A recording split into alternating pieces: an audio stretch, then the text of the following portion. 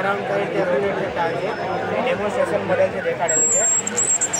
Mainly 3 ઓર્બિટમાં rotate કરતા હોય છે સેટેલાઇટ. જીઓ સ્ટેશનરી ઓર્બિટ એ આમાં દેખાડેલું છે. જે એ અર્થથી 36,000 કિલોમીટરના ડિસ્ટન્સે હોય છે અને એના સેટેલાઇટ 24 અવર્સમાં એક રોટેશન પૂરું કરી શકે છે અર્થનું. એવા 3 સેટેલાઇટથી આખું અર્થ કવર થઈ શકે છે. બીજી બે ઓર્બિટ છે એમિઓ, જે અર્થથી 15,000 કિલોમીટરના ડિસ્ટન્સ હોય છે. એના જે સેટેલાઇટ છે 6 અવર્સમાં અર્થનું રોટેશન આપી શકે છે. એવા 50 સેટેલાઇટથી આખું અર્થ કવર થઈ શકે છે. સૌથી નજીકની ઓર્બિટ છે એલિયો છે, લોઅર અર્થ ઓર્બિટ, જે અર્થથી 1000 કિલોમીટરના ડિસ્ટન્સ હોય છે. એના સેટેલાઇટ સૌથી વધારે સ્પીડમાં ફરતા હોય છે. એક જ કલાકમાં અર્થનું રોટેશન પૂરું કરે છે. એવા 100 સેટેલાઇટથી આખી અર્થ કવર થાય છે.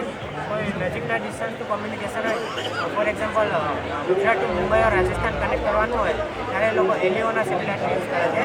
અને કોઈ લાઈવ મેચનું ટ્રાન્સમિશન હોય એ માટે વિશ્વનું યુઝ કરે છે. ફોર એક્ઝામ્પલ અમેરિકામાં મેચ ચાલતી હોય ત્યાંથી એ લોકો ઓલ ઓવર વર્લ્ડમાં ટ્રાન્સમિટ કરવા માગતા હોય ત્યાંથી એ લોકો આ સેટેલાઇટ સિગ્નલ આપે છે. આ બે સેટેલાઇટને સિગ્નલ આપે છે ત્યાંથી